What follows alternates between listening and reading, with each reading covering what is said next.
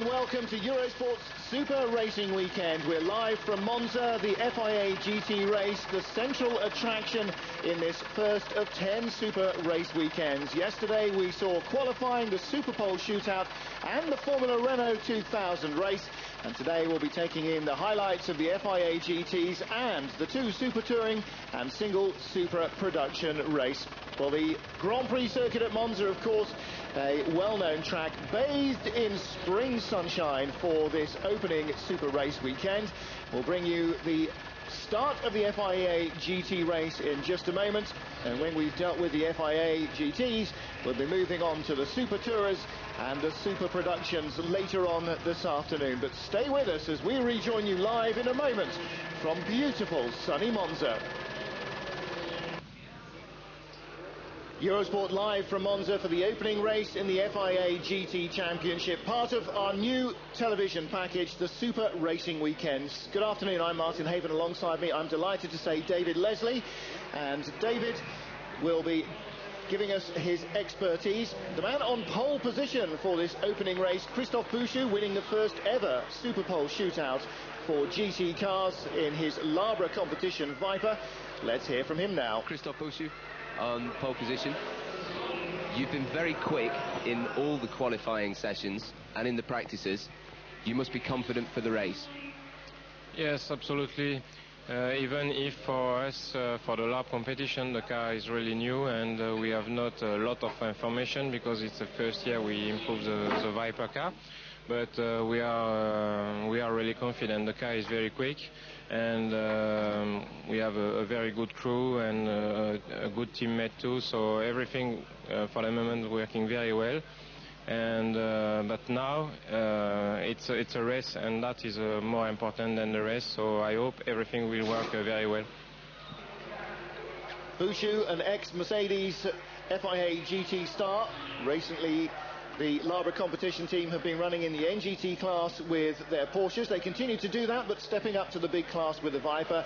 And Jean-Philippe Belloc last year driving for this team, Paul Belmondo Racing. Vincent Voss and Boris de Richebourg, the fastest of their three cars, and Belmondo again showing a three-car contribution to the championship. Those Vipers certainly quick in qualifying, but possibly hampered during the race by the use of Dunlop tyres as opposed to the more favoured Michelins. But David Leslie, a very strong driver lineup, and we've seen over the last two seasons the Belmondo team cars rarely fail mechanically. Perhaps their Achilles heel is likely to be the Dunlop tyre combination. They've got a really good package. When you see them in the pit lane, they turn up with really nice trucks, and they turn out a very good package full stop. Their cars are well prepared, and you know they've got enough spares to look after the cars if something goes wrong. One of them this weekend is a gearbox problem, and they've had like 3 gearboxes now in this car. They've got all the spares, all the people, everything necessary to make sure those cars go the full distance every time. So every time they're going to be always there, while the rest of the people have their little problems here, little problems there. They may not be the quickest car on the circuit, but certainly will be there at the finish and scoring points on every meeting.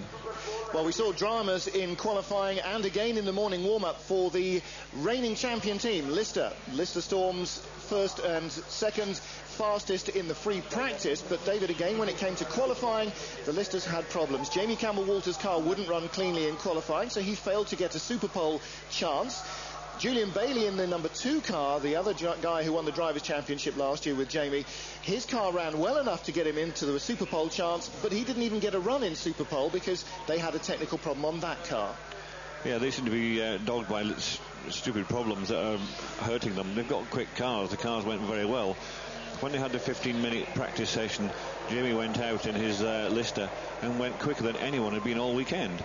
So he was quite capable of doing a good time, but because of a problem early on, they're now going to be 13th on the grid. The top 12 cars from the Super Pole are all in front of him, and because Julian didn't get to run with his car in the Super Pole, he's now going to be sitting in 12th place on the grid. So 2 cars that should have been on the front 2 rows of the grid are now sitting side by side halfway down. but in fact drama in the last minutes of forming up onto the grid, because Julian Bailey's car, which didn't get its Super Pole run on Saturday because of a cracked bell housing, that's been replaced. But in the morning warm-up, it was his teammate Nicholas Springer, one of the main men in the team setup, as well as one of the two drivers, who was driving the car, and it developed a high-end misfire. And in fact, Bailey's car, the number 2 Viper, Lister, has not made it out onto the grid, so we will be down to one Lister Storm. Jamie Campbell-Walter will now start in 12th place with a hole effectively in front of him where his teammate should have been, but ahead of him will be the top 5 GT cars and the top 6 NGT cars, because all of the 6 fastest cars in both classes went into the Super Pole, and the Super Pole runoff decided the top 12 places on the grid. So for those 6 GT cars, you can see being led by the Labra Competition Porsche there behind the sway, the Belmondo Vipers. They have now got a bunch of fast-moving GT cars led by Jamie Campbell-Walter. There he is. Well, Julian Bailey on the warm-up lap. Bailey, in fact, peeling off into the pits shortly after the warm-up lap took place. You can see the grid line-up rolling down there. We've got a number of newcomers to the championship. The FIA GT Series rebounding after the domination of Mercedes in the 1998 championship almost killed the series off. But now it's an entirely privateer championship, and more cars coming into the category. And David, with the chance for prolonged live pan-European exposure on TV, I'm sure a lot of drivers have been able to persuade major sponsors to bring them in, and that can only be healthy for the championship. Of course, a packed grid with some 32 starters. We've lost, in fact, 3 or 4 cars from the GT category. The 2 Carsport Holland cars won't start, and neither will the Veith Ferrari or 2 of the Vipers, but we'll cover that in just a moment. Monza, the venue for the first Eurosport Super Racing weekend, the opening round of, among other things, the 2001 FIA GT Championship, and it's that race that we will concentrate on first on this gloriously sunny Sunday afternoon. Martin Haven in the chair alongside me, voice of reason, David Leslie. David, you've been experienced in touring cars and in sports car racing. You've had trips in both these types of cars to Monza. It's not the most complicated race car course, but for the guys in the Porsches in the middle of this top half dozen cars here, the start is going to be very tricky, with the faster GT cars trying to wend their way through them right down to the first chicane. You can see the start right now, and the drivers talked amongst themselves beforehand, and nobody wants to have an accident to the first corner. So the little NGT cars are just going to be that little bit more cautious. They're going to let the quicker cars past. We can see them now. There's 4 of them there in front of the blacklist, and Ferrari number 5, I think it is, right behind them there. And you can see as they accelerate out, they're just so much quicker. And here we are inside one of the Ferraris, and they're just accelerating past these Porsche GT cars like they're not there in a different race. In actual fact, overall they are a little bit slower, probably something like 5 or 6 seconds, but in reality, you know, the braking on the little Porsches is very, very good. We're getting a quick shot now of the Lister that came into the pits just as we've seen the start of the race. One of them pulled off into the pits, so obviously they've got a recurring problem from whatever it was this morning that was holding them back. Well, that's the Julian Bailey car going in. Jamie Campbell-Walter, headlights ablaze. He's got the Emanuele Naspetti Ferrari in front of him. He's got the second of the Ferraris, the Gabriele Raffanelli run cars. Marc Duez behind him. That's the second of the red Ferraris there, the 550 Maranellos. And in the inset picture, you can see that it's glum faces in the Lister garage, and they're not working on that number 2 car, so that is out of the race. Jamie Campbell-Walter now carrying the hopes of Lister. Behind there, you can see the darker of those cars. That's the former French GT champion Jean-Pierre Jarier, sharing with Francois Lafont in their Art Racing Viper, and that car qualifying inside the top 10 in the GT class. Could be a factor as long as Jarier is at the wheel. Lafont, it is, I think, only fair to say, a real gentleman driver as opposed to an outright pace man. But the man out front is Christophe Bouchou, ex-Works Mercedes star and a very quick peddler of GT cars indeed. The Labra competition car, he said, was quite superb, although they've had precious little wet weather free testing, precious little dry running in fact. Boucher says the team have done a great job to build and set up the car ready for the first round of the championship. Behind them, the 3 blue and yellow cars, the Belmondo cars in formation, the 3 of them, 11, 10 and then 12 in that order. Anthony Kumpen in the number 10 car in the middle of the 3 there, looking to try and make a move. His teammate right ahead, the 11 car, Didier Dufourny. The Belgian, in fact, the 12 car ahead is Boris de Richebourg. De Richebourg on his 3rd replacement gearbox of the weekend for the start of the race. Broke another one in the warm-up, having broken 2 in practice and in qualifying on Friday and Saturday. Jamie Campbell-Walter now right behind them. So within a lap and a half, the GT cars have dispensed with the lead, half a dozen NGT cars. And one of Jamie's worries going into the first turn at Monza here was that although the Lister would be able to power past some of the Porsches in a straight line, they do brake slightly later than the heavier GT cars, and he was worried that somebody might get very brave and come back down past him and therefore trigger off a problem. He said, I'm going to be very ginger in the first lap, and that has proved to be wise advice.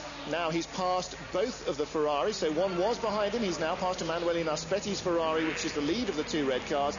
And David, it looks as though the Lister is as fast as it showed in the untimed sessions, bizarrely, for Jamie Campbell-Walter, because as you mentioned, in the 15 minutes after Superpole, when Tom Coronel, Jamie's teammate, went out, it set the fastest laps of the weekend, and again in the warm-up, comfortably the quickest car. So the Lister didn't manage to produce the goods for Superpole, but more importantly, seems to be able to produce them now in the early stages of the race. Yeah, he certainly made a good start. He's been very cautious on the first couple of laps to get through all those NGT cars, those Porsches. And once he's through there, he's now concentrating on getting through the cars that he's racing against. He's got these 3 Belmondo cars. One he's just got past now. He's got another 2 in front of him. And he'll work away and get through them, I'm sure. And he'll work his way up to the front. He knows he's got a long time to do this. This race is 3 hours long. And he can take his time and he can build on it. He doesn't have to do it all in the first 15 minutes. If you try and do that, you usually make a mistake somewhere. And I spoke to Jamie beforehand, and he knows he's got a long time to do it. He knows the car's good. And as we've seen before, it was just so easy for them to do a time and in the warm-up and things like that. So they're happy. They're unhappy at the starting position they had, but they're happy they've got a really good car for the race. And they're going to concentrate on just whittling their way through the race bit by bit to get through all those cars. And Jamie, still a young driver, but a very experienced one in sports cars, both in Britain and now in the FIA series. And of course with Julian Bailey, the reigning drivers' champions, Lister the champion team from last year's season. Now the team that ran them closest in both titles right down to the final round at Magny-Cours was the Carsport Holland setup, which was Mike Hazeman's and his father Twan Hazeman running their Viper. Now they've got a pair of heavily modified Vipers here at Monza, but neither of them, David, making the grid, because one of the modifications they made was to put the oil system from under the bonnet into the back of the car, and apparently the oil pumps just couldn't cope with the length of piping to the front of the car. They blew one engine in both of their cars in Friday's wet practice, despite them never having had a problem with it in their limited so far testing this year. The engine that they brought down overnight at great expense from Heinemada's works in Switzerland failed to even start in the Hazeman's car for Saturday's qualifying session, so £75,000 of engine bills worse off. They haven't even got to the grid for the first race. That's a tough act to try and deal with from race 1 in. It is. That's absolutely devastating. The team came here on top of the world. They did so well last year. They've gone out and they've modified the car themselves to try and make it that much better rather than use a standard car. But unfortunately, some of those modifications didn't work. And when you take an oil tank from the front of one of these cars, these are big cars, and move it all the way to the back, that's a lot of piping, that's a lot of oil, extra oil you've got to put in there, and you've got to move it around. And by the sound of it, it sounds like it wasn't moving around very well. They did change it and put the oil tank back in the front, but unfortunately, as you said, the engine that arrived didn't actually start, so therefore they were out altogether, and we've lost 2 cars that we would expect to be right here at the front in the race that we're following at the moment. Lost a couple of Vipers from the GT class, as I mentioned earlier. The GLPK car had a problem on Saturday and didn't do qualifying. The racing box car was crashed on the first lap of this morning's warm-up and destroyed. But let's hear now from Julian Bailey. Julian, you must be very disappointed. Can you tell us exactly what the problem is, please? Well, we've had a few problems with fuel all weekend, and in the warm-up this morning we had a misfire start again, and it's basically making the engine run lean, and it's misfiring, and it really was a bit of a risk to take the start, risk the car, and risk, obviously I was in front of Jamie. We decided to, rather than blow the engine and maybe get in Jamie's way, we had to call it a day and save it for another day. But you must be disappointed the first race of the season. It's not the best of starts that you could have hoped for. No, it's not, but the important thing is the car is very quick, and the chassis is fantastic, the engine's going well. We just had a few problems, but signs are encouraging that the car's going to be good for the whole year. Thank you, Julian. And David, those encouraging signs being shown there by Jamie Campbell-Walter as Julian Bailey was talking, diving down deep under braking inside the number 10 Paul Belmondo car of Anthony Kumpen and picking up a spot there. He's up into third place now, one Belmondo Viper and the Labra competition Viper, which is starting to stretch away in front. Now, we talked to Jamie before the race and he was suggesting that the Michelin-shod tyres, Michelin-shod cars like the Lister and like the Labra Viper would, within 10 laps or so, have a performance advantage over the Belmondo cars, but it doesn't seem to have taken that long. The Lister is working its way up the order. That's a lap out of date. He's passed Kumpen already. He's right on the heels of Vincent Voss, and he's really putting in a move down to the Variante Ascari.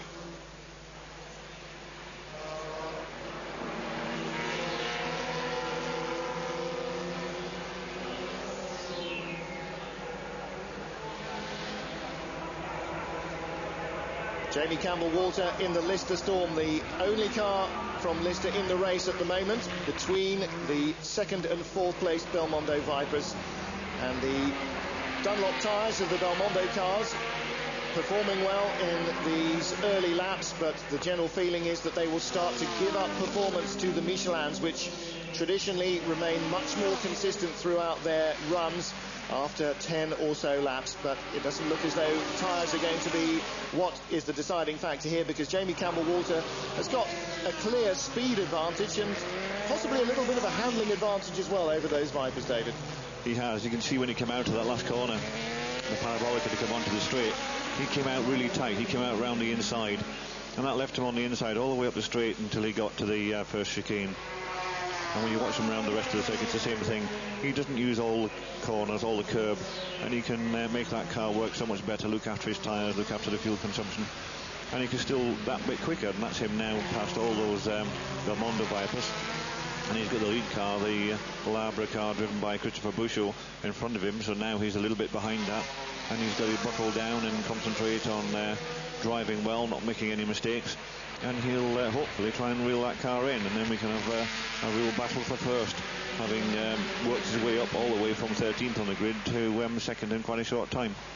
One of the important things, of course, for him is not to boil the tyres now in these early laps, because if he does so, if he kills them early on, he's still got to last the best part of 50 minutes in this car on half-dead tyres, and any good work there, as you say, 13th to second in the first 3 or 4 laps is some progress.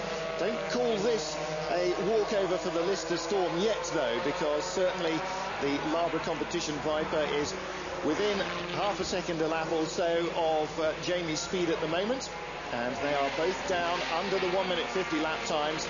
Both Christophe Bouchot and Jamie Campbell-Walter lapping quicker than anything else on the track, and as a result, Bouchot starting to stretch away, as is Campbell-Walter now, from the trio of Belmondo Vipers. A little bit of inter-Nissan rivalry as they have swapped positions now for third and fourth places.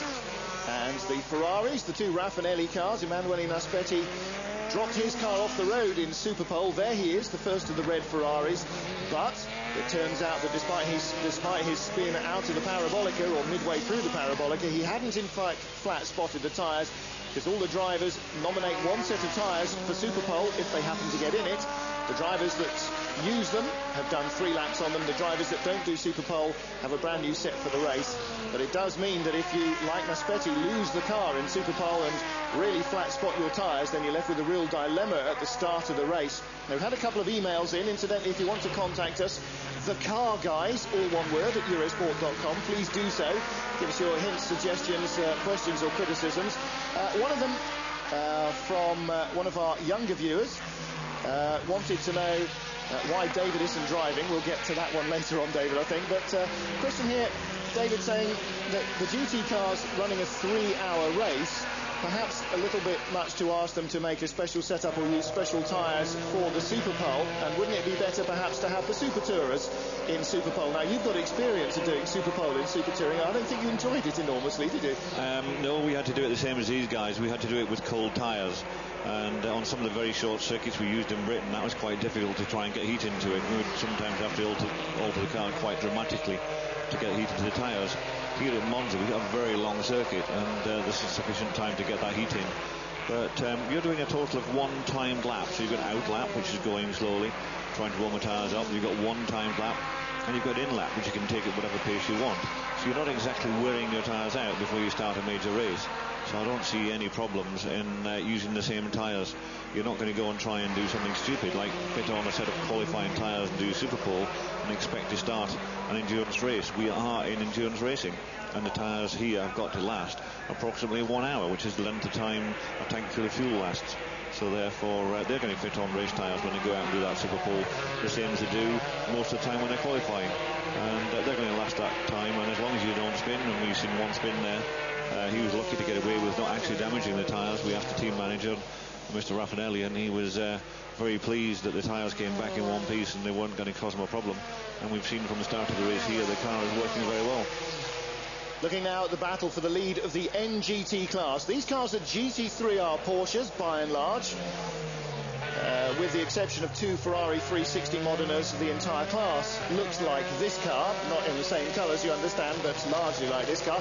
Luca Riccatelli, one of the fastest of the drivers. He was the man who took the Superpole for the NGT class, and at the moment he's deep in battle with Jürgen von Gartzen. He's in the Labra competition car. That's the red, white and black machine, and right behind him, looking for third place in the class, is another of the GT3R Porsches, the 54 Art Engineering car, and that was driven in Superpole by Fabio Babini. He is the guy who started that. So don't forget, there are 2 races going on here, as we're used to seeing in endurance racing.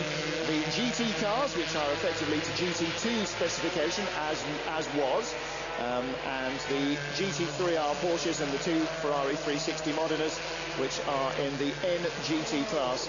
And those half dozen fastest NGT cars who shot in Superpole got a position on the top 12 on the grid. As we've seen now, the faster GT cars have worked their way through them, but the NGT battle is going to be just as ferocious this year, I'm sure, as it was last year when Christophe Bouchou won that title with the Labra competition team. And this is the Proton Engineering car in the GT class, another Porsche, so looks outwardly fairly similar, but that's a GT2 spec Porsche. And the 8th car, Proton Engineering, running it again for, not this year, Gerald Reed, but his son Christian Reed, Mauro Casadei and Luca Pazzaglia.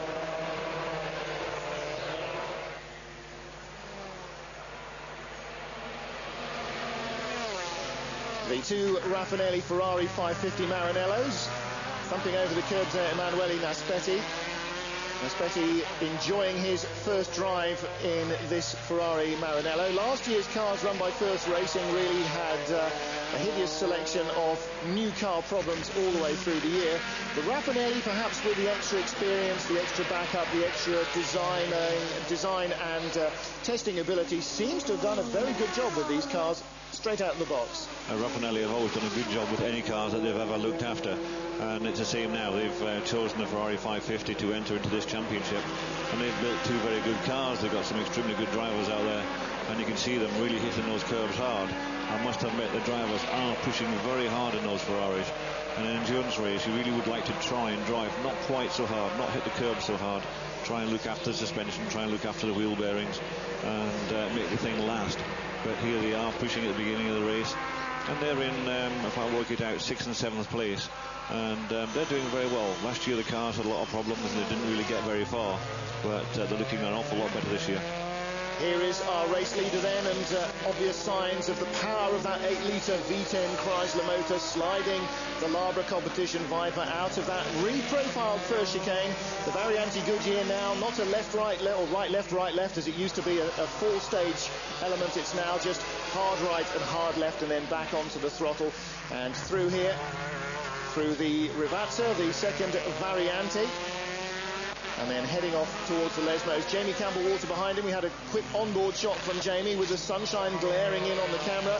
Hard to tell just how close he was, but now you can see him behind Bouchou. And Bouchou sliding around a little there through the first Lesmo, using all the roads, using all the curves. And we were talking earlier before the start of the race, the Vipers with this phenomenally torquey GM motor, the Chrysler motor. Not GM, rather, the Chrysler motor, able to go through the corners a gear higher than any of the other GT rivals. And that means that, theoretically at least, I guess you're not stressing the motor so much, you're not stressing the gearbox so much, and perhaps that's part of the reason that Chrysler Vipers really don't have a big record of breaking down. It is. If you can look after the car, if you can do less revs, if you can do better fuel consumption, which also enjoys having less revs, having a gear higher all the time, then that's good for the car and good for the race. And they've been able to use that to their advantage over the years. People are slowly catching up with them at the moment. We can see the Lister is one of those cars. It did well last year because it managed to win the championship. But they've got a lot more revs on their car and more power rather than actual torque. But the torque of that V10 motor in the Viper is just absolutely phenomenal. It comes out, it doesn't have a lot of revs on, and it just purrs away as it simply accelerates at a phenomenal pace out of these very tight corners. You can see this new chicane here at Monza, very, very tight, and they're real low in the gears that are going through there. And you can see Jamie from in-shot camera here changing up through the gears one after the other, all the way up from second to fifth. Now, sequential gearbox on the V12 engine Lister Storm, as you can see Jamie just pulling the lever back there to change up, pushing it forward to change down. Something we're very familiar with seeing in Super Tours, but not all the Vipers use it. Some of the Vipers are still using a normal road car style H-pattern gearbox for their 5-speed gearbox. Some of them using a sequential box. Now, with a higher revving multi-valve engine like the V12, the Jaguar, the 4-valve engine, perhaps a sequential gearbox is more necessary than it might be in a slightly lazier lump like the Viper engine. And that may be so, but at the end of the day, the sequential gearbox in motor racing now is definitely the thing to have. And I really can't understand it, because some of the cars have got it. I mean, the Team Art car, Viper, driven by Jean-Pierre Jarier, it has the sequential gearbox. Now then, if I had a Viper, I would have to have that sequential gearbox, because I know just how much easier it is. Not only on the gearbox, it just so much less happens. But at the moment we can see a car going on fire here. Yeah, Jürgen von Gartzen in trouble in the number 51 car. This was our NGT leader. Now, that looked as though that might have been a blown turbo initially, but you don't normally see lots of flames with blown turbo. And yes, David's pointing the screen, something gushing out of the front. Is that, well, that's where the fuel cells and the radiators are, so it could be either well, it could be fuel pouring out if he's blown a fuel line somewhere. Maybe that would be the return from the injection system or something, but he's well ablaze now. I would sincerely hope that he's run over something and it's water, because he's a very sensible driver. He's driven the car all the way to a marshal's post where there's a fire extinguisher, and they've been able to get out the thing very quickly and put it out. He's got out the car now. We've struggled to get the wire out for the speaker system for the helmet that's in there, giving instruction to the marshal just how to make sure it's out. So I would hope very much so that that was water coming out the front and not fuel. Had it been fuel, I think the fire could have been an awful lot bigger. I think they wouldn't have put it out yet. And there's somebody else has gone off as well, so he has been dropping liquid on the circuit. The radiators in the nose, 3 of them in the nose of the 911 GT3Rs, are one in the centre and 2 on either corner. So just the slightest knock with somebody can occasionally do that kind of damage. And it's one of the blue and white Art Engineering Porsches. That's the 53 car, and I think Andrea Bertolini started that one. No, in fact, Alberto Radelli. So Radelli running out of the gravel traps. Cameron needs to pull back a little bit before we can find where that is. Is that the exit of one of the Lesmos? I'm not sure. It's certainly a very large gravel trap wherever it is, and he's a long way in there. He's obviously just simply lost control on the way in, and they've got some very big gravel traps here at Monza. Very, very fast circuit. I wonder if he found a little bit of von Gartzen's fluids that didn't seem to have been involved with anybody else in that incident. So drama in the NGT class. Christophe Bouchou leads 11 laps in the GTs and overall from Jamie Campbell-Walter by just a fraction under 3 seconds, with the Belmondo Vipers 3rd, 4th and now 6th place as the Ferrari moves up into 5th position. Beautiful Monza, bathed in sunshine. The Alps in the background, the National Park at Monza, all around this historic racetrack. And from the 1920s, the banked oval circuit, and a fearsome circuit it is, to the modern Grand Prix track, so well known from your Formula One television. And here is our race leader. Just some 25 minutes, 30 minutes nearly into the race. Christophe Bouchou leading from pole position in the Labre competition. Viper, oh, and drama as Bouchou miscues at the Variante Goodyear, the first chicane at the end of the long front straight, and Jamie Campbell-Walter now jumps into the lead. Now, David, Campbell-Walter snaffling the lead there from Bouchou. He was just about 2 seconds behind. Bouchou comes back in front, but Bouchou miscuing as he caught some slower traffic, and that's always a problem with the closing speeds of these faster cars on the NGT machines. It is. Just as we caught the glimpse of the camera there, we discovered that there was some slower cars in front of him, and he's obviously locked up and missed the chicane going in. That allowed Jamie to get past him, and now they've repassed. Christian Pescatori retiring the 62 Ferrari. Pescatori, the reigning sports racing champion. And now come to the FIA GT Championship with the JMB GS Ferraris and a JMB car that he was sharing with David Terrian out of the race as Jamie Campbell-Walter leads into the first set of pit stops, but Bouchou stopping early before the Lister Storm. And this was always Lawrence Pierce's tactic. He said, we'll leave Jamie out there until the next fastest car, which they figured would be the Labre car, stops, and then we'll bring him in. And that's exactly what happened. Now, we worked out while we were doing our arithmetic that you lose over 2 minutes on a pit stop. But Jamie Campbell-Walter came out 17 seconds ahead of Christophe Bouchou's car. And Tom Coronel was in the car at that stage. Well, that was after the first pit stops. Coronel did a blinding second stint with laps down at qualifying pace for a fairly large percentage of it to hand over the lead back to Jamie Campbell-Walter at their second stop. Campbell-Walter is now on board the car. He is currently leading the race by 28.5 seconds from Christophe Bouchou, who is now back in the Labre competition Viper. Bouchou had handed over mid-race to his teammate Jean-Philippe Belloc, and Belloc, a former driver in the Belmondo squad last year, has also done a good middle stint with that car, keeping the gap constant and certainly not being destroyed by the speed of the Lister Storm. So Lister leading. That brings us on rather nicely actually to one of our email questions. If you want to ask us what's going on or have questions that you want to ask, the car guys at Eurosport.com. David Hodgson wants to know, David, how is it that Ferrari and Chrysler provide cars for customers, but Lister, in brackets, he says the best package, doesn't? Well, that's the fact they do, but they don't supply to anyone in this, the European Championship. They have only a limited number of cars available, and those cars that they've supplied so far are in the British GT Championship and the Spanish GT Championship. So while we don't see them on this particular race, they are out there somewhere. So Lister, you can go and get one, but it will be run by Lawrence Pierce for you.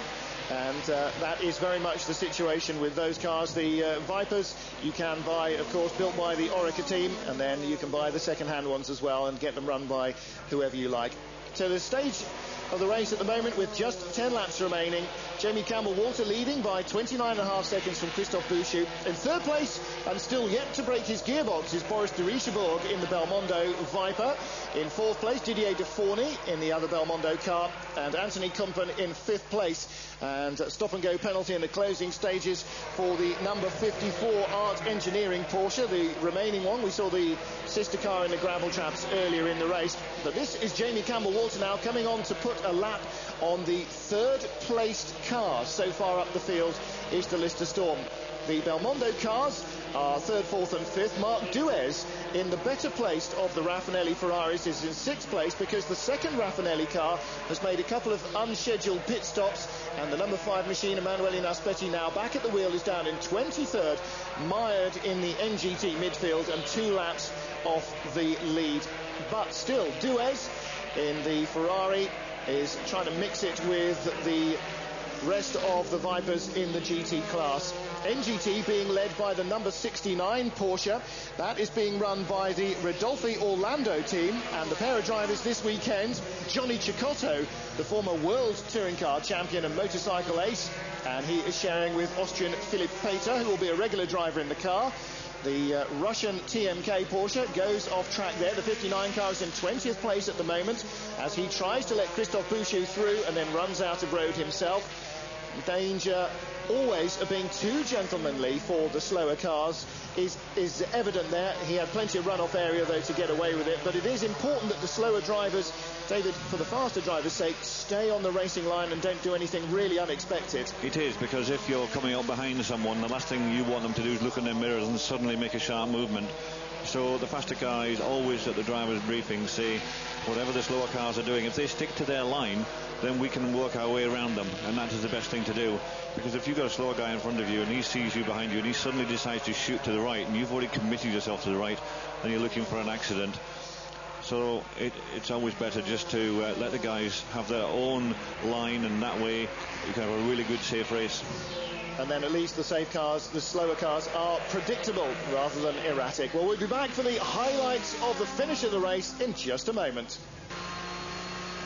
Eurosport live at Monza in the closing stages of the first round of the FIA GT Championship in the first Super Racing weekend. We're on board the Freisinger Motorsport Porsche, and that car with Michel Neugarten is currently lying in 3rd place in the NGT class, being led by Philipp Peter. In 2nd place is a newcomer team, the Art Engineering team from Italy. Their Porsche 911 GT3R, Luigi Mocca and Fabio Babini.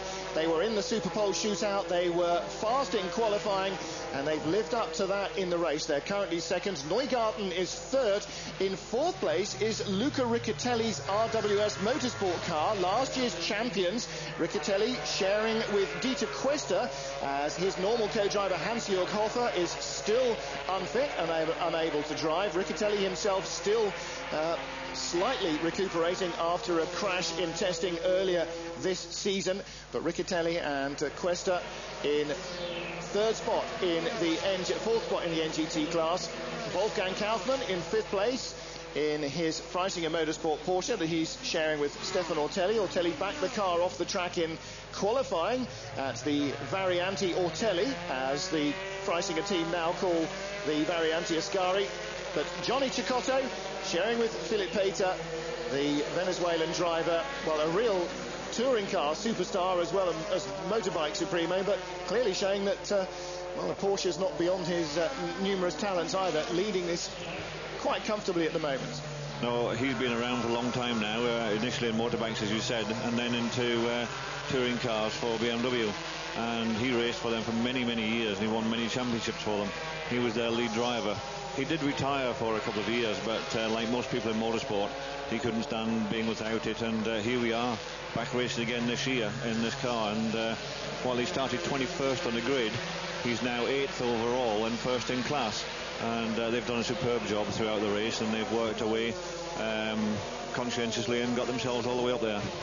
Well, I said he was leading comfortably. They have had a fairly comfortable race, but at the moment, Cecotto is holding on to a half-second advantage over this car, the 54 Porsche of Luigi Mocca, and the Art Engineering team with 2nd place and a shot at the lead in the closing laps. Well, there'll be some feather in Mocca's cap if he can get ahead of Cecotto. Somehow I don't think that's going to quite happen. He's right behind there, but as we've seen earlier on the TV, there was a 10-second penalty for Mocca in car 54. He's yet to come in and take that 10-second penalty. Now, as we said before, when you come into the pits, you've got to slow down into the pits. The stop and go penalty box is right at the entrance to the pits as you come in. Once you have your 10 seconds there, you then have to go all the way through the pit lane speed limit, and then you can't accelerate until you come out. In fact, here's the car in now. We can see it coming in for its stop and go penalty. So he's going to lose a good minute by the time he gets into the pits, takes his penalty and comes out again. So unfortunately he's going to drop back quite a bit, probably about 5 places, because it's very, very close up there for all those cars. Well, we just had an email in fact, from one of our viewers, Dave Lawton, on exactly that subject. He said instead of a 10-second stop-and-go penalty, wouldn't a drive-through penalty be slightly fairer? I have to say, a stop-and-go penalty loses you 2 minutes, as we said. A drive-through, well, you'd save 15, 20 seconds. But still, it's got to be a slightly less harsh penalty. Anytime you come into the pits, you may as well count your race over from that. That's right. It does affect you tremendously. What we don't find out at the moment is exactly why these guys are getting these penalties. We can only assume that they're going through one of the chicanes and straight lining it instead of going through it and gaining a place because of it. Now, then I understood that if you were to go through a chicane and you slowed down and you came out the other side in the same position you went in, they would look on that reasonably favourably.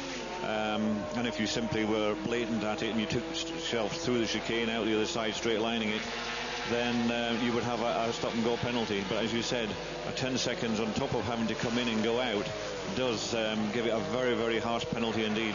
And quite a number of people during this race have found that out. They certainly have. They've been very, very liberal with their 10-second stop and goes. But well, you know, the rules are basically that you're not allowed to use bits that aren't marked out as racetrack, and everybody knows that going in.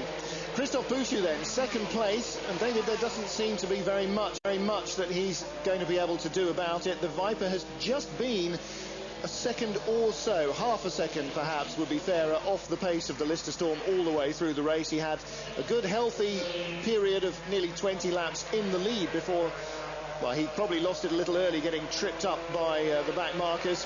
Fought back against Jamie, but once Jamie was in front for the second time and through both the pit stops, the Lister has not handed over the lead. Belmondo Viper at the side of the track, that's very unusual, and that has just stopped. 10, 11 and 12 came in reverse order, 12, 11 and 10 over the line last time round. So Anthony Kumpen has now broken the engine, we gather, from the Belmondo team, with just 24 minutes of the race left to run. This is a 3-hour timed race, and so he had 25 minutes or so left to go. We're now inside 25 minutes of the race left, and Anthony Kumpen, well, that will be very disappointing indeed. There is the number 1 Lister Storm, 1 on the car and 1 on the board, and he has got the last of the Belmondo Vipers right behind him, because he's just lapped everybody except for the second placed car on the track, and that is quite some dominance. And I think the Belmondo team will go away from Monza hoping that there aren't too many other flat out tracks for the rest of the championship, because if there are, they have got a lot of thinking to do. There is Paul Belmondo, the man who runs the team and races one of his own cars, as we ride with Jamie Campbell-Walsh, and we'll be back with more action from Monza in just a moment.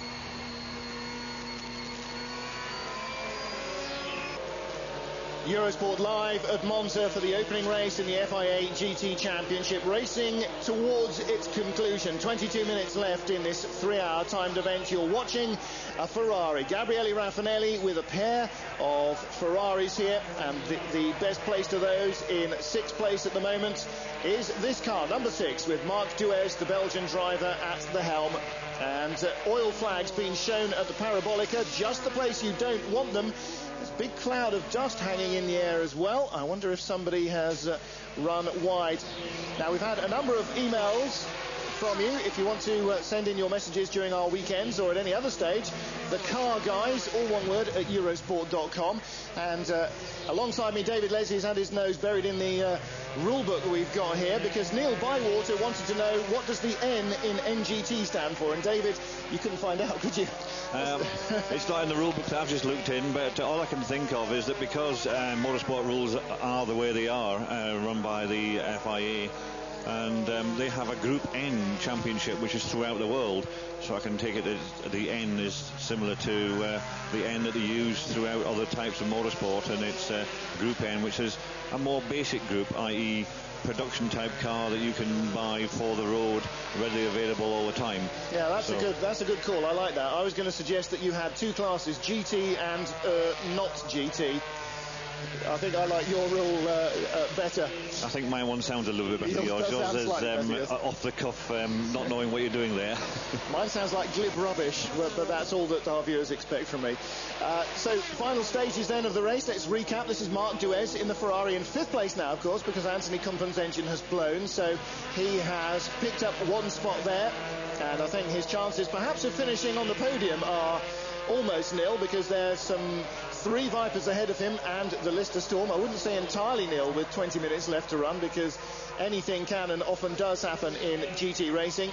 But Marc Duez doing a good job with this car, sharing with Gunther Bleilinger. Bleilinger, the German driver, doing the middle stint, and Duez racing, rallying, rally crossing, ice racing. The Belgian driver's pretty much done everything. Well, there are the Paul Belmondo closest to the camera, discussing with his teammates the demise of the number 10 car, and that was Claude-Yves Gosselin, who he was chatting to. Gosselin, the other driver with Anthony Kumpan of that number 10 Belmondo Viper. And they are now starting to slide down the order, and with 20 minutes left to go, I don't think they will get a GT race classification, to be honest. I think they've blown just a little too early for that. This Belmondo Viper behind Jamie Campbell-Walter, though, is really hanging on in there. So I wonder if that's the 12 car, Boris de Richebourg. For the moment, Jamie Campbell-Walter's last lap, 151.4, de Richebourg 151.5. So it may well be Boris, because he's been right behind Jamie for a couple of laps. There, Belmondo and Gosselin. Campbell-Walter comes across in front of them and in front of the Lister team. And de Richebourg is going for the unlapping manoeuvre here. And I think Jamie will let him go. It looks very much, they've slowed down a little bit. Most of the cars have been running there in 149, 150 bracket. And all of a sudden they're doing 152s and 153s. So I would think they're all thinking that we've got 20 minutes to go. We need to conserve just a little bit of fuel, try and get to the end without another stop for a splash and dash or anything like that. So well, yes, that's exactly right, I think, David, because fuel isn't something that we've touched on too much so far, but a number of the teams did say that because all of the running here, apart from qualifying itself, was in the rain, including the 2 test days, actually working out the fuel consumption for Monza has been a little bit of a guesstimate. It was generally accepted that cars like the Ferrari that are so new would probably be A, thirsty, and B, not entirely sure what they were doing. But certainly the first stop for the Lister and for the Belmondo cars and for the second-placed Labra competition, Chirot-sponsored Viper, were all pretty early, 20, 21, 22, 24 laps. And their second stints, they lasted right up till lap 54 to 58, so they were doing a 30-lap second stint. I think perhaps on the first stint they were just coming in early to make sure that there were no miscues with running out on the back of the circuit, and I think now they've probably got it sorted. But what we don't know, obviously, from our commentary boxes is what answers they came up with. Now, what happens when you come in for your first stop? Everyone takes it the cautious side and comes in a little bit early, as you said, and therefore when they fill it up, there is a fuel meter there, and you can measure exactly how much fuel goes in. So from that first stop, we can work out under race conditions exactly how much fuel they're using. And from that they'll be able to extend the centre section a little bit to try and go as long as they possibly can and use the full 100 litres that they have on board, filling that up for the last section, and then they've got to try and drive to a fuel consumption to make sure they can get it to the end of the race without coming back in again.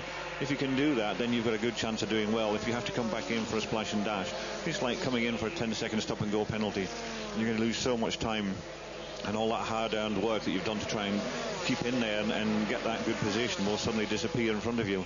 But I noticed that the time between the leader, Campbell-Walter, and number 7, the Bouchot car that we've just seen there on TV is coming down a little bit from 28 seconds to 23 seconds. Now we've got about 17 minutes to go. So we're going to be slightly confused here, because the clock that started at the beginning of the race is counting down to the 3-hour mark, 17 minutes left on it, but our graphics saying that we are on our final lap. So Jamie Campbell-Walter, alternatively 17 minutes from victory, or about 2 miles. We'll have to wait and see what the checkered flag man says.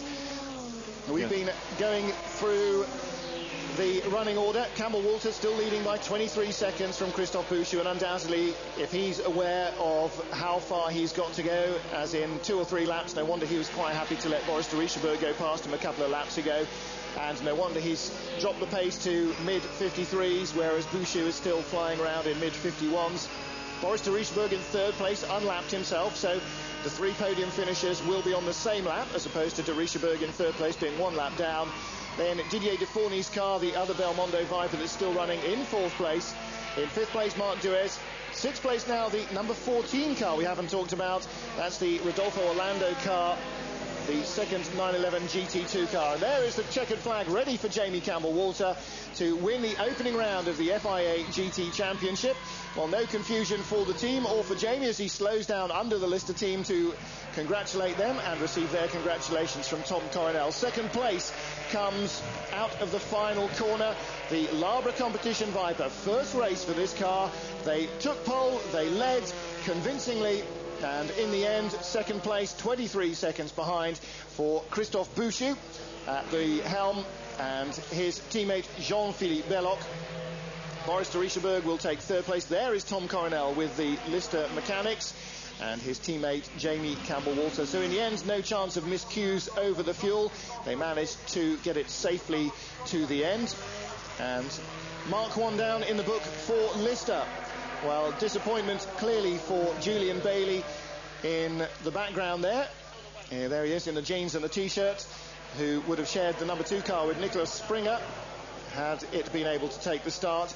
But convincing performance from Lister, and worrying for the rest of them. All right, Monza is a very different track to most others, as we see the blown tyre in the final corner drama there for the Perspective racing car of Thierry Perrier and Michel Neugarten.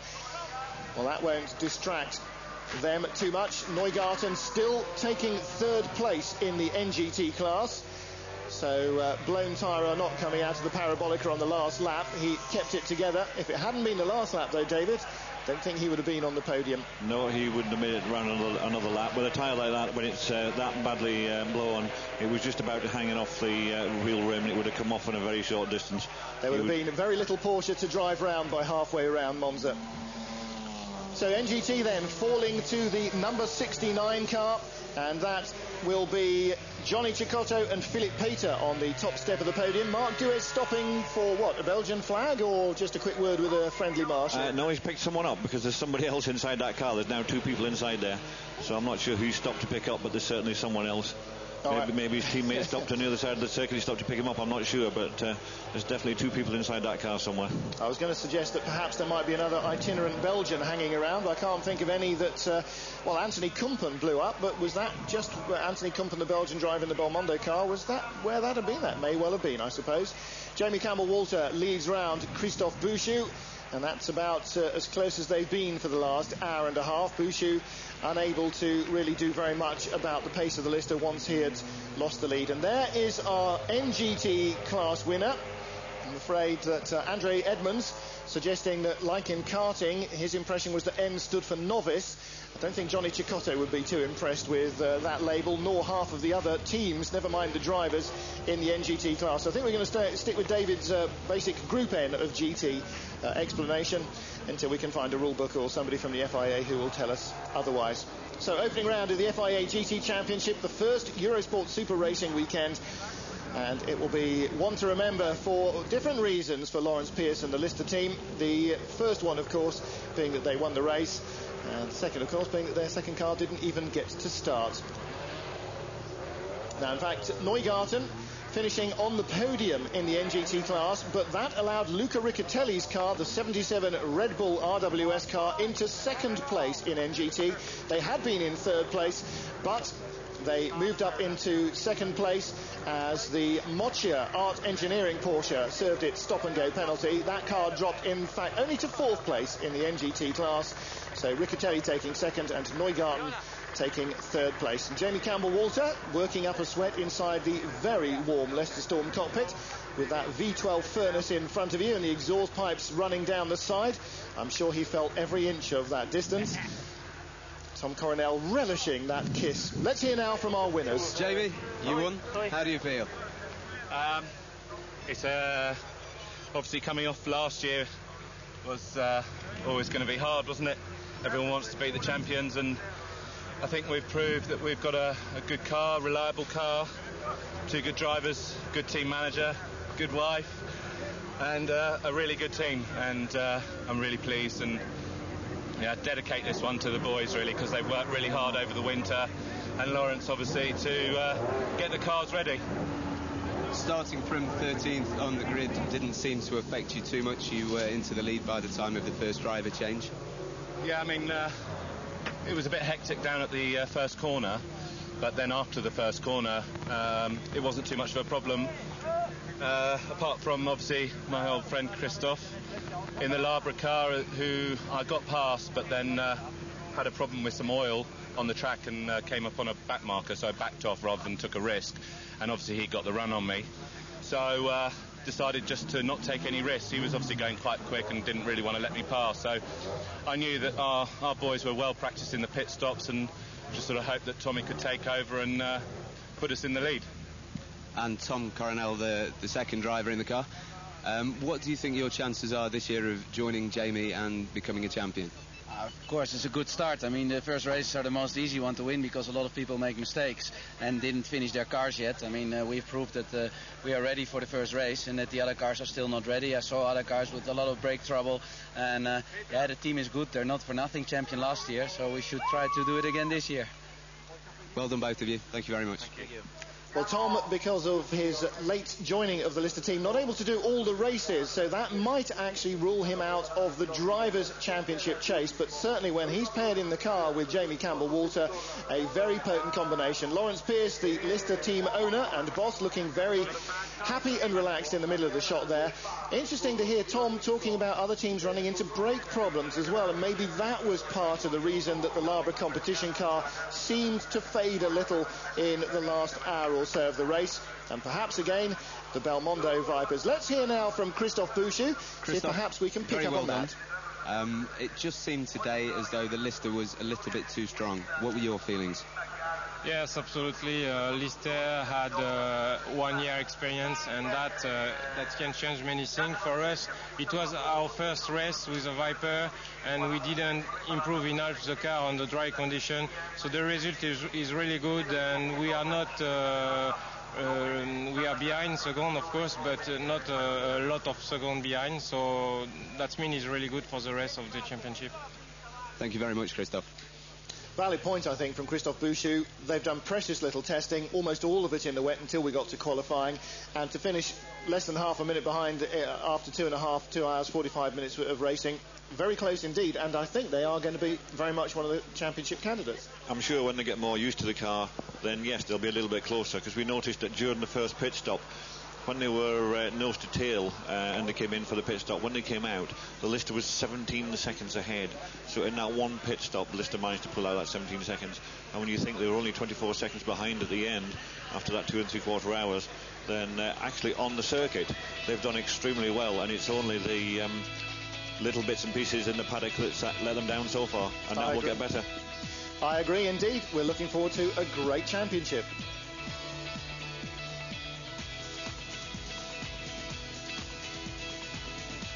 So Jamie Campbell-Walter and Tom Coronel win for Lister the opening race of the FIA GT Championship. Christophe Bouchou coming home in second place, driving the Labra competition car he shared with Jean-Philippe Belloc across the line, just 24 seconds adrift. And those two very much championship front runners. 2 Belmondo Vipers in third and fourth. The Ferrari run by Gabriele Raffinelli in fifth place. And the Porsche GT2 car in sixth position. The NGT winners, Johnny Cicotto and Philip Keita in their Porsche. Winner of the NGT race. How was it for you? It was a great race. I mean, we struggled a little bit in qualifying, and after that we found a good setup. Thanks also to Johnny this morning in the warm-up. And Johnny did a really good first stint. We were able to make up positions and not losing too much to the two front runners. And I had my second run, which was very good. The car was good. I have to thank Pirelli. They did a very good job, because after qualifying it didn't look like that. But in the race the tire was very performant and consistent, and that gave us the chance to win the race. It seemed as though there was a good battle in the middle of the race. It was unfortunate that there was the penalty for the other car right in the middle, but you must be delighted to have started the season with a victory. Of course, I mean, it's really incredible the job the team did, and Peter and Philippe, and everything was fantastic, because yesterday really was the first time in qualifying we were running with the car in the dry conditions because of the bad conditions on Friday, and I cannot believe that now we are in this position. Thank you very much, both of you. Well done. Thank you.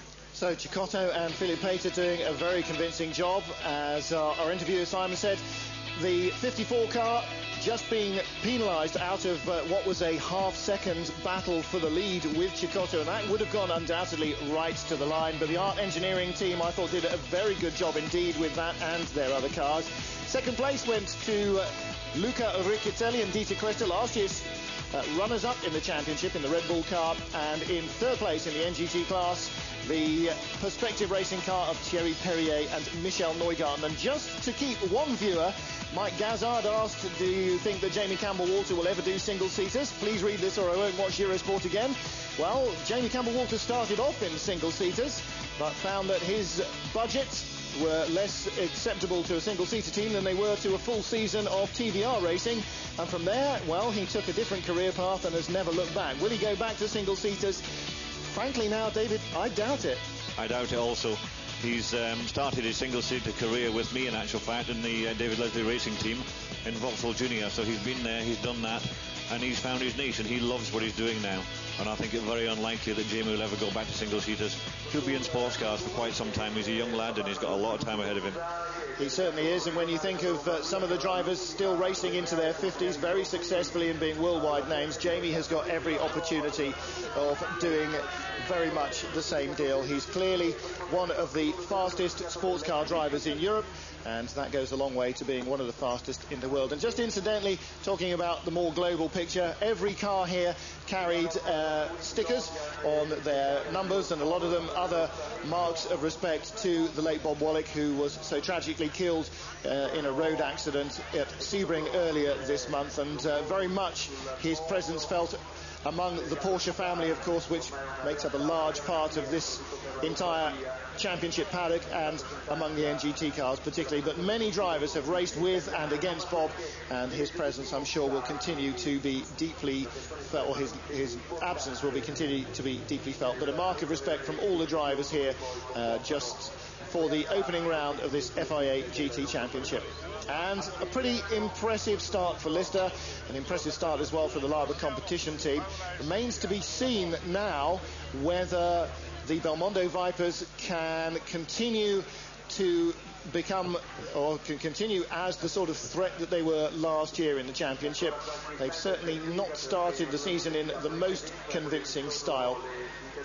Well, Eurosport's Super Racing weekends continue. Don't think that just because the GTs have finished that the programme has finished. We've got 2 Super Touring races and the Super Productions yet to come from this warm afternoon at Monza.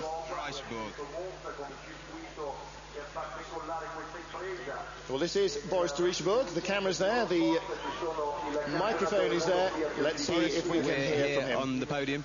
Pleased to be on the podium? Yeah, for sure, you're always pleased to be on the podium, but we had some problem with the car. Like I said already, we had some big problem with the gearbox in a free practice, so we couldn't make any change on the car, and for the race we just put the car like it was before, and just hoping that no gearbox problem again, and we're quite happy to score point. That's racing. Thank you very much, Boris. Thanks a lot. Well, Boris showing that even the most reliable of cars, and the Chrysler Viper is certainly among those, can have its off days. In fact, its off weekends. They have put 3 replacement gearboxes into de Richebourg's number 12 Belmondo Viper over the course of the weekend, and basically just polished the other 2 cars in the team. I mean, there's no explaining that kind of luck, but at least de Richebourg made it to the end with this last chance gearbox, and on the podium as well for Belmondo Racing.